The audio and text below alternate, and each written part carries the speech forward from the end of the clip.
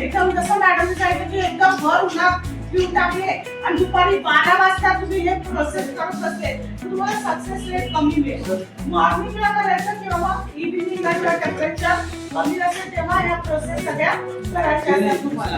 आणि तर ह्याच्यामध्ये तुम्हाला दिसतो की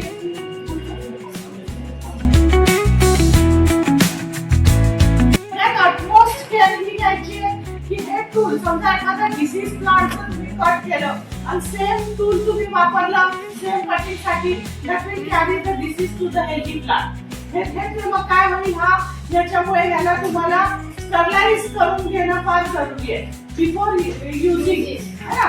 याला क्लीन करणं वॉश करून घेणं हे अत्यंत जरुरी आहे.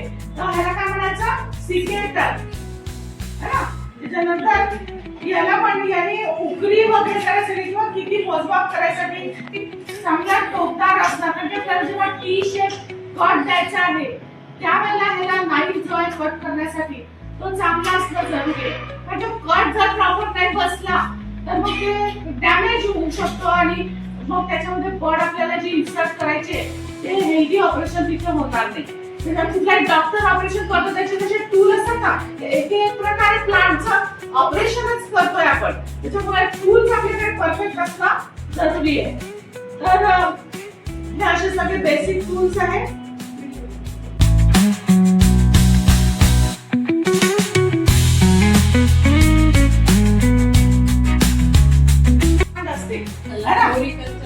फ्लोरिकल्चर जी एकदम ग्रोइंग ब्रांच आहे हॉर्टिकल्चरची आणि तुम्हाला बरंच आता सध्याच्या इरामध्ये तुम्हाला दिसतं कोणाला भेटायला गेलं आम्ही आलो तर मॅडमने आम्हाला ग्रीट करायला सुंदर असे डायर्थेसचे प्लांट्स दिले.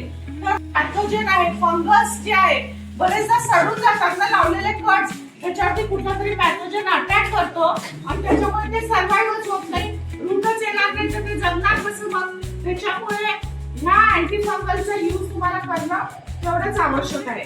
आणि त्याच्यामध्ये पहिला प्रश्न काय to choose the right media for promoting the route. सगळ्यात आधी मीडिया कुठला आपण सिलेक्ट करायचा ते महत्त्वाची स्टेप आहे. त्याच्यानंतर रूट हार्मोन्स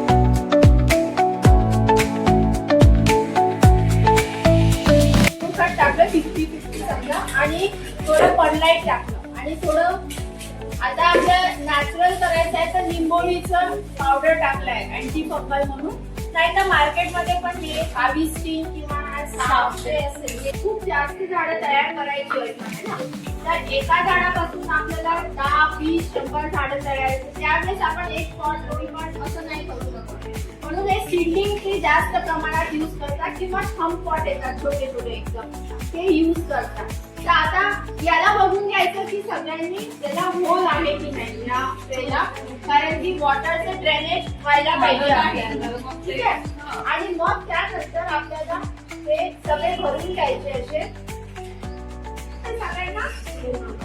आता सगळ्यात पहिले आपण स्टेम कटिंग करू.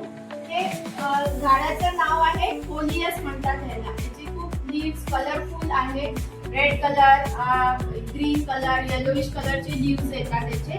आणि याचं स्टेम आता बघा, मी तुम्हाला 2 प्रकारचे स्टेम कटिंग सांगितले. कोणते आठवते काही?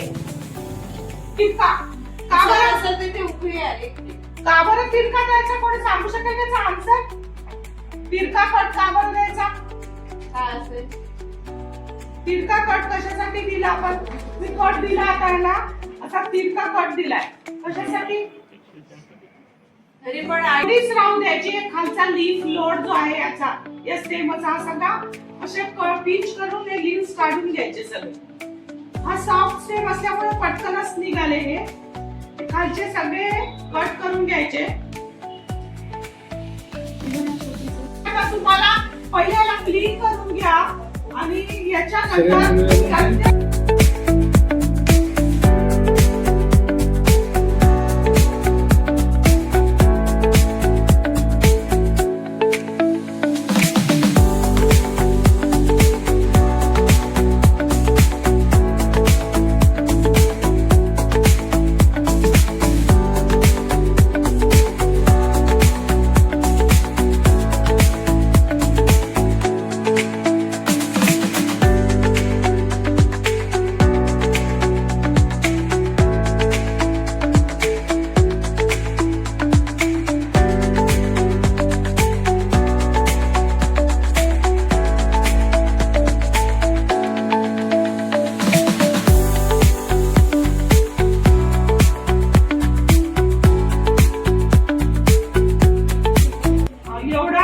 एवढेच राहू द्यायचे लीव्स. लीफ लोड मी कम्प्लीट कमी केला, कारण आपली एनर्जी दुसरीकडे वेस्ट नको व्हायला. सध्या कॉन्सन्ट्रेशन कुठे पाहिजे आपल्याला? याला रूट आहे बघा. रूट हा रूट हार्मोन मार्केटमधला रूट हार्मोनच नावाने भेटते ती टोमॅटो. किंवा तुम्ही हनी मध्ये डीप करू शकता, अलोवेराचे लीव्स देऊ शकता. प्रत्येक वेळेस मार्केटमध्ये घ्यायची